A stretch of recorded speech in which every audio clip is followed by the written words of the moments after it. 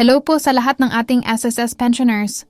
Ang topic natin today ay tungkol sa SSS Pension Reform Program. Kung narinig mo na ang tungkol sa 10% dagdag pensyon ng SSS at nalilito ka kung isang beses lang ba ito o tuloy-tuloy, eto na ang malinaw na sagot, hindi ito one time. Ito ay bahagi ng SSS Pension Reform Program, isang 3 taong programa na idinisenyo para unti-unting itaas ang buwanang pensyon ng mga kwalipikadong pensioners. Ang programa ay nagsimula noong Setyembre 2025 at tatakbo hanggang Agosto 2028, na hinati sa 3 malinaw na yugto o increase periods. Ang mahalagang tandaan, ang bawat 10% increase ay may saklaw na isang buong taon, hindi lang isang buwan. 3 yugto ng pension increase by period. Unang yugto Setyembre 2025 hanggang Agosto 2026, dagdag, plus 10%. Status, na ipatupad na, sino ang saklaw?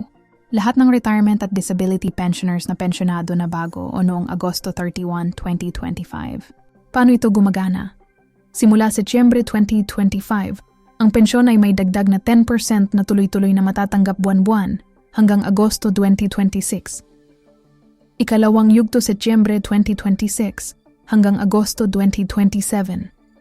Dagdag, malan 10%. Status, nakaplanong ipatupad. Ano ang mangyayari? Mula Setyembre 2026, dadagdag ulit ng panibagong 20% sa kasalukuyang pensyon.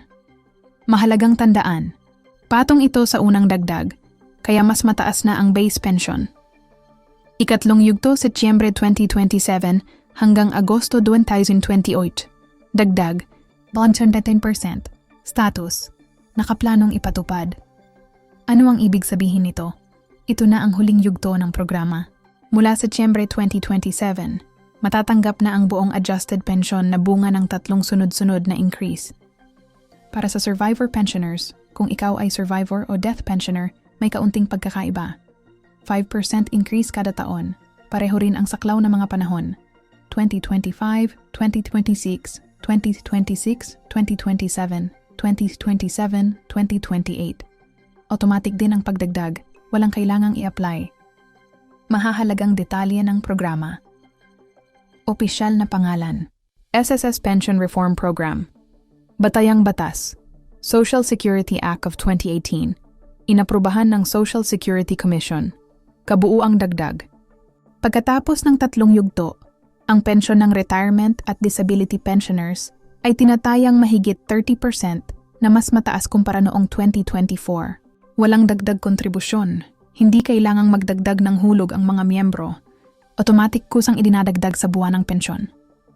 Bukod sa madaling salita, ang 10% pension increase ay taon-taon at may saklaw na isang buong taon bawat yugto. Unang yugto, Setyembre 2025, Agosto 2026. Ikalawang yugto, Setyembre 2026, Agosto 2027. Ikatlong yugto, Setyembre 2027, Agosto 2028. Hindi ito one time at hindi kailangang mag-apply. Kung may tanong ka tungkol sa sarili mong pensyon, makipag-ugnayan sa SSS Hotline 1455 o bumisita sa pinakamalapit na sangay para sa personal na tulong.